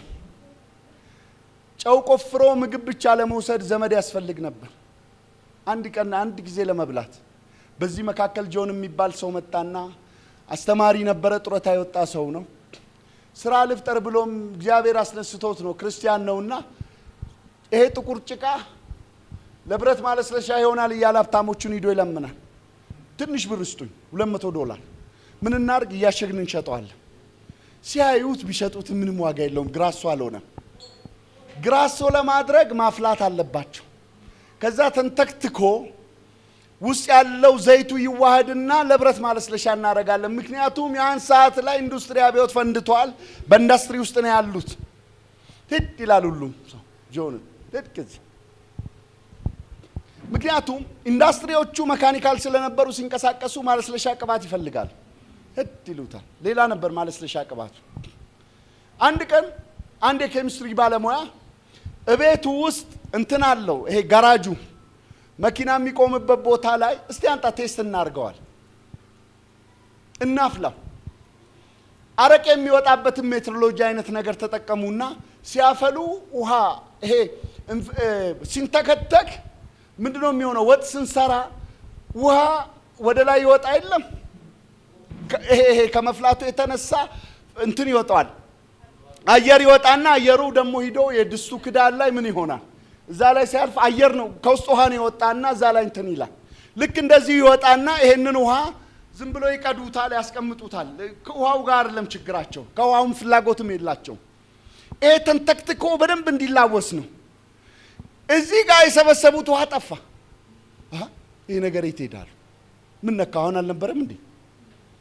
በኋላ አሁንም አረጉና ከደኑትና ምንድነው ይሄ ውሃ አሉና ሳሲለቁበት ይነዳል። እዴ ይሄ እኮ ኢነርጂ ነው አሉ። ሄዱና ወስደው ያን ጊዜ መኪና ጀምሯል። መኪና የሚንቀሳቀሰው በኤሌክትሪክና በከሰል ነው። ባቡር ለረጅም ጊዜ በከሰል ነው የሚሰራ። ይሄ ነገር ኃይል ለማንቀሳቀሻ ይሆናል አሉና ወሰዱና ዲናሞ ያለበት እንደዚህ አይነት ቦታ ላይ የሚሰሩ ሰዎች ጋር ኢንዱስትሪ ወስደው ሲሞክሩት እውነትም ኢፌክቲቭ ነው። መኪና ይነዳል፣ ዲናሞ ያስነሳል፣ ሞተር ይነዳል። ምን ይላል አሉ። ኮምፔር ሲያደርጉት ኢኮኖሚካሊ ምንድነው የሆነው? የተሻለ ሆኖ ተገኘ። ኖ አሉ። ወደ ላይ ይወሰድ፣ ወደ ቤተ መንግስት ተባለ። ያቺ የአሜሪካን ኢኮኖሚ ለወጠች፣ ነዳጇ መገኘቷ። ክብር ለኢየሱስ ይሁን። እግዚአብሔር ይችል የለም? እግዚአብሔር ስለ ቅዱሳን ጩኸት ያንን ነዳጅ አፈለቀላቸው። ልብ በሉ፣ ወዲያውኑ በዛ በጨለማ ዓለም ውስጥ ያሉ ባለሀብቶች ኢንዱስትሪያል ከበርቴዎች ወደቁበትና እግዚአብሔር ያመጣው ግን ነገሩን ለማን ነው? ለድሃ ነው። ወሰዱት፣ ሰበሰቡትና ድሃውን ብቻ ቁፋሮ ላይ ቀጥረው ተዉት። ክብር ለማን ይሁን? የሰበሰቡት ብር ኢነርጂ ስለሆነ መኪና ኢንዱስትሪ መብዛት አለበት። ድሮ ለኤሌክትሪክ ነው ችግራችን አሉና የመኪና ኢንዱስትሪዎች እነ ፎርድ እና ምናምን የሚባሉት በብዛት እንዲያመርቱ ፈንድ ተለቀቀላቸው። መኪናዎቹ መመረስ ጀመሩ። ኢንዱስትሪው በቀላሉ መንቀሳቀስ ጀመረ። ፕሮዳክሽን መጨመር ጀመረ። በዚህ መካከል ድሃው ግን ምን ይሆናል? ስቃይ ውስጥ ነው ያለው። ቅዱሳን ምንድናቸው? ቸርች ይሄዳሉ። ለምን? ችግራቸውን ለመርሳት ነው የሚሄዱት የነበረ ፓርቲኩላር ያን ታይም ላይ። ለዚህ ነው የጥቁሩ ቸርች ላይ ስታጡ ስትሄዱ ቅጥ ያጣ ዳንስ አላቸው። ችግር መርሻ እኮ ነው። እንደዛ እኮ ነው እንቅስቃሴያቸው፣ እንደዛ ነው። ክብር ለማን ይሁን? እነዚህ ሰዎች ገንዘቡን እየከመሩ ሲሄድ ከሀገሪቱ ኢኮኖሚ በላይ መሆን ጀመረ። የሀገሪቱ ኢኮኖሚስቶች ተሰበሰቡና እነ ሮክፌለርን መከሩ። ይህን ብር ዝም ብላችሁ ከምታስቀምጡት ለምርምር ይዋል ተባለ። ኢንዱስትሪዎች ማደግ አለባቸው። የኢንዱስትሪ ማደግ ነው ለውጥን የሚያመጣው። የኢንዱስትሪ ማደግ ደግሞ የሥራ ዕድልን ፈጠረላቸው። ለማን? ለዳሆቹ። አሁንም ብራቸው በጣም እየተከመረ ሲሄድ ምን ውስጥ ገቡ? አይ እነዚህ ሳይንቲፊክ ኢኖቬሽኖቹ መቆም የለባቸውም። ሳይንቲፊክ ኢኖቬሽን ከቆመ አንድ ቦታ እንቆማለን። ስለዚህ ምን ይሁን? እነዚህ ተመራማሪዎቹ ደግሞ የሰው ልጆች ናቸው። የሰው ልጅ ደግሞ ገንዘብ የለውም። ስለዚህ ምን ይደረግ? ብድር ይሰጠው። ክብር ለኢየሱስ ይሁን። ቤትም በጣም ገነቡ፣ የሚኖርበት ጠፋ። ሰዎቹ እንዳይንቀሳቀሱ በምን ይንቀሳቀሱ? ሀብታም ብቻ ኮንትሮል አድርጎት ነበር። የብድር አገልግሎት ተጀመረ። ለዚህ እኮ ነው አሁን አሜሪካ ላይ ትንሽ እንቅስቃሴ ስታደርጉ አውሮፓ ላይ ያንን የዜግነታችሁን ብቻና ያቺ የተቀጠራችሁበት ይዛችሁ ስትሄዱ ብድር በግ ይሰጣችኋል። መኪና ምንም። ኢየሱስ ማን ነው? እግዚአብሔርም ይችላል እኮ አሰራር። ክብር ለኢየሱስ ይሁን። ዝም ብለህ ተበድረ ኑር ማለት ነው እግዚአብሔር እያለ ያለው። የሚከፍለው ይከፍላል፣ ዝም ብለህ ኑር ነው። ክብር ለኢየሱስ ይሁን። ሃሌሉያ። የሰበሰቡት እነ ሮክፌለር ይሰብስቡ፣ ግን ብለህ ተበደር። ክብር ለጌታ ይሁን። ፍርድ ከዙፋን ወጥቷል፣ ዝም ብለህ ተበደር ነው። ይችላል እግዚአብሔር። ክብር ለማን ይሁን? ኢየሱስ ማን ነው? ተረት አይደለም። እኛ ምድርም ላይ አንድ ቁም ነገር ልንገራችሁ። ወደ አሶሳ አካባቢ ነው ያለውትና ጣሊያኖቹ የመጀመሪያ ዙሩጦ የሄዱት ወለጋና አሶሳ ነው። ያንን ማውጣት ጀመሩ። እንግሊዞች መጡና አባረሯቸው። እንግሊዞች ደግሞ ከነበረው ሁለተኛ ዓለም ጦርነት የተነሳ ታሪኩን በሚገባ ሳነብ የሆኑ ፕሮፖዛሎችን እየጻፍኩ ነው ያለውትና እዛ ቦታ ላይ ደግሞ እንግሊዛውያኖቹ ገቡና እንግሊዞቹ ዶሚኔት ኢትዮጵያን ለማድረግ ረጅም ጊዜ ዲስፒዩት ወሰደ። በዚህ ውስጥ ደግሞ የኃይለሥላሴ መንግስት ተነከረ፣ አላስነካል። የኃይለሥላሴ መንግስት ደግሞ ገብቶበት እንዳይሰራ በሙሉ ኢንፍራስትራክቸር አልተዘረጋም። ገና እስኪዘረጋ ደግሞ ጠበቀ። ደርግ መጣና ደግሞ ደርግ ሶሻሊስት ስለሆነ ሶሻሊዝም እየወደቀ ስለሚወጣ አውጥቶ ወደ ውጪ ለመሸጥ አልቻለምና እሱም ተወ። ኢህአዲግ ደግሞ መጣ። ኢህአዲግ መጥቶ አውጥቶ ለመሸጥ ደግሞ ረጅም ጊዜ ወሰደበት። የኢትዮጵያ ኢኮኖሚ ፖሊሲ ሪፎርም ማድረግ አለበት ሶሻሊስት ተባለ። ክብር ለኢየሱስ ይሁን። ዶክተር አብይ ሲመጣ ዶክተር አብይ ፈቶ ለቀቀና በደርግም በኢህአዲግም ዘመን ወርቅ መስራት አይችልም ግለሰብ ነው የሚለው፣ ማዕድንም መስራት ሜቴክ ነው ብለው ነው የደመደሙት። አሁን ደግሞ አብይ መጥቶ ሲለቀው ወደ 2800 የሚደርስ ካምፓኒ አሁን ቢሊዮነሮች ናቸው እዛ ምድር ገብተው የ60 እና የ70 ሚሊዮን ብር መኪና ይነዳል። የአካባቢው ትውልድ ምንም የለውም እኮ በእንትን የቆፈረው በገሶ ከዛ ውሃ ጋር ወስዶ ነው እንዲህ የሚያደርገው። ምንም የለም። እግዚአብሔር ብቅ ስላደረገለት እየወሰደ ባንክ መከመር ያዘ። ክብር ለማን ይሁን? እግዚአብሔር አምጥቶታል። ኢየሱስ ጌታ ነው። አንድ ነገር እላለሁ፣ እዛ ቦታ ላይ ከ110 ዓመት በላይ ያለቀሱ ቅዱሳኖች አሉ እየተቀባበሉ።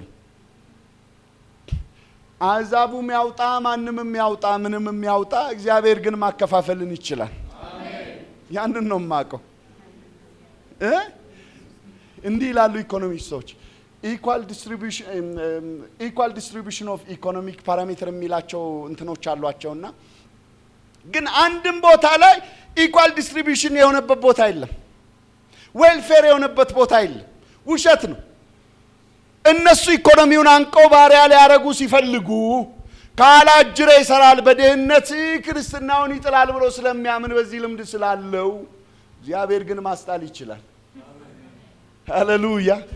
የአሜሪካኖቹን ካስጣለ እዚህም ያስጥላል። ይኸው ቢሊየን ብር ያላቸው ጴንጤዎች አሉ። ግን ያ1000 ብር ቸርች ለቸርች ሰፖርት አድርግ ስትለው ፊቱን አዙሮ ይሄዳል።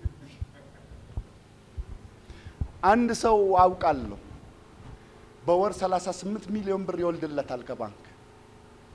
አንድ ልጅ ተቸግሮ እስቲ ክፈልለት የአንድ ወር ስለው እንዴት እንዳመመው። ኢየሱስ ማን ነው? ወለድ እኮ ነው፣ አይሰራበትም። የእግዚአብሔር ሴት 8% ይወልድበታል። 38 ሚሊዮን ወለድ አለ በየወሩ። ያልሰራውን ያላው እንተዋወቃለን። ምንም አልነበረውም። እግዚአብሔር እነሱን ማስለቀቅ ይችላል። አሜን ትላላችሁ ወይ? ይኸውልህ ሞገስ መጣ ለእስራኤል በባርነት ውስጥ እያለ እግዚአብሔር እንዲህ አለ፣ ያለ ኮምፐንሴሽን አትወጡም አለ። ኢየሱስ ማን ነው? ከግብጽ ምን አትወጡ? ይኸው እነሱ በሲስተም ዘርግተው ባንክ ቢከምሩ መንግስት ቢያግዛቸው። እግዚአብሔር ሞገስ የሚባል ደግሞ ኢኮኖሚክስ ቅባት አለው። እንዲህ አለ ግብፃውያንን አለ ወዳጃችሁ ሌላ ጠይቋል አለም እኮ አሌክሳንድሪያ ያለውን ካይሮ ላይ ያለው እስራኤላዊ አሌክሳንድሪያ ካለው ይጠይቃል አለም ከግብፃዊ ወዳጅ አለ በግብፃዊ ወዳጅ ቤት ባርነት ነው የተቀጥረ ይኖርከው እንጂ ግብፃዊ እስራኤላዊን ይጸየፍ ነበር ይላል። እዚው ሰው ባለው ጊዜ ማን ፈርዖን ለነሙሴ ጭንቅ ይዞት ባለው ጊዜ ምን አሉ?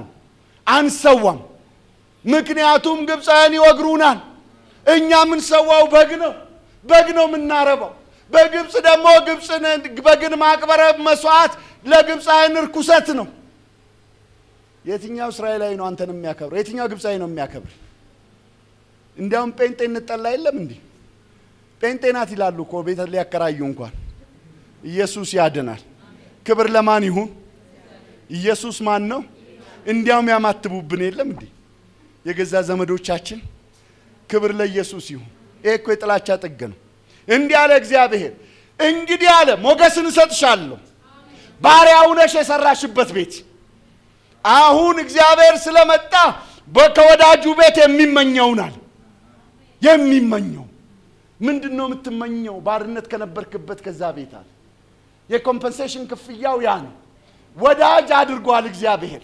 መጣና እግዚአብሔር ባሪያ የነበረችውን ከፍ አረጋትና ወዳጅ አድርጓል። በአስሩ ተአምራት ግብፃውያን ንስሐ ገብተው ወዳጆቻችን ናቸው ባሪያ አይደሉም ብለዋል። አሁን ከወዳጅ ቤት አለ እግዚአብሔር ሞገስን እሰጥሃለሁ አለ።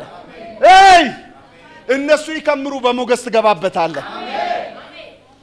ሳውዝ አፍሪካ እኮ በሞገስ እኮ ነው የወረስነው። መቼ ገነባን ያን ህንጻ ሳምዬ? መቼ ገነባን ያን ሁሉ ሱቅ? መቼ ሰራን? እንዲሁ ባዶ እግራችንን በሞገስ ገባንበት። ክብር ለማን ይሁን? ሞገስ ሲመጣ መንገድ ላይ አንጥፈህ ትሸጥና ሞል ውስጥ ካለው ሱፐር ማርኬት በአመቱ ትመልጣለህ። አረ እግዚአብሔር ይነሳልህ። ኢየሱስ ጌታ ነው። ክብር ለማን ይሁን? ኢየሱስ ማን ነው? ሞገስ ሲመጣልህ ባሪያው ነህ ተቀጥረ የምትሰራበት ሾፕ ላይ ያለው ጌታ ያገባሻል። ሞገስ ይምጣልሽ። አረ ለምን ሳሚ ሞገስ ይምጣልህ። ሌላ ምንም የለም እኮ ሞገስ። እነሱ እንደፈለጉ ይቀምሩ። ሞገስ የሚባል ቅባት አለ ኢኮኖሚን የሚያስለቀቅ። እንዲህ ብዬ ልጠይቅ፣ እስከ ዛሬ ያኖረ ማን ነው? እውነት ደሞዝ በቅቶ ነው? የዛሬ 10 ዓመት ደሞዝ 12000 ይሆናል። ዛሬ ግፋ ቢል 20000 መጥቷል። የቤት ኪራዩ የዛሬ 12 ዓመት 2000 ይሆናል። ዛሬ እኮ 20000 ገብቷል። ደሞዝ ነው እየከፈለ ያለው። የኔ ጌታ ነው እያኖረኝ ያለው በሉ እስቲ። እግዚአብሔር ነው በሉ። አሁን ደግሞ በሚቆጠር መንገድ ያኖራቸዋል። ክብር ለማን ይሁን? ክብር ለማን ይሁን? ከኔ ጋር ነው በሉ እስቲ። ቃል አለኝ በሉ እስቲ። አላችሁ ቃል ያለ ወርድ ካለው ገንዘብ ይልቅ የሚዘረዘር ቃል አለ። ቃል አለ። ያቺን ጭንቋን ሰዓት ሙሴ በቃል አለፋት። ክብር ለማን ይሁን? እንግዲህ ሙሴን ያስፈራ የነበረው የነበረ የግብጽ ጠንቋዮች ናቸው። የግብጽ ጠንቋይ ከዛተብህ ትሞታለህ ይላሉ እስራኤላውያኖች። ይፈሯቸዋል። የፈርዖንን ጉልበትና ሰራዊት በልጠው አይደለም እኮ በቁጥር እኮ በልጧል። ግፋቢል የፈርዖን ሰራዊት የያዘው ምንድነው? ጦር እኮ ነው። ሌላ ነገር አለ እንዴ? እስራኤላውያን ቆብ ይዘው ምን ይሆናል? ደግሞ እነዚህ ጉልበት አላቸው እኮ እስራኤላውያኖች። ባሪያ ናቸው። ጠንካራ ነው። ብረት በእጁ አለ እስራኤላዊ። የተለየ መሳሪያ የለውም እኮ ግብፃዊ። ምንድነው ታዲያ የተፈጠረው ነገር? በዚህ በጠንቋዩ ታስሮ ተይዞ እንደዛ እኮ ነው የሆነው። ሳሚዬ የተለየ ነገር ይዞ አይደሉም እኮ ብረት አትታጠቁ ብለው አላወጡ። እጃቸው ላይ አለ ዱላ አለ። እግዚአብሔር ለዚህ ነው በመጨረሻው ቀን ምን አላቸው? ዱላችሁንም አንሷል። ከግብፁ ጋር ጦርነት ቢገጥሙ እንዲያውም ድምፁ ደካማ ነው። ይመቱት፣ ይገሉት፣ ያጠፉት ነበር። በምን ይዟል? በዚህ በእባብ መንፈስ አስሮ ይዟል። ሙሴ ያንን ነበር የሚፈራው። ዛሬ ግን እግዚአብሔር እንዲህ ይላል፣ እዚህ ቤት ላላችሁ ሰዎች እስከ ዛሬ ያስፈራችሁ ዛሬ ይዋጣል። አሜን። እቺን ሰምቼ ነው የመጣሁት። ይዋጣል። አሜን። አሁን ታምራት ይጀምራል። አስሩ ምን ይጀምራል? ታምራት። እግዚአብሔር እንግዲህ ሲጀምር እንዲሆናል። የመጀመሪያው እስከ ዛሬ ባስከበራችሁ ላይ ምን ይሆናል? ፍርድ ይወጣል። በግብፅ አማልክት ላይ ፈርድ አለው አለ እግዚአብሔር። ፈርድ አለው አለ የኔ ጌታ። ይፈርዳል። 32 ዓመት ሙሉ ባገለገልኩት ጊዜ ሲፈርድ ነው ያየሁት። ይፈርዳል አንቺ እግዚአብሔር፣ ይፈርዳል አንተ እግዚአብሔር።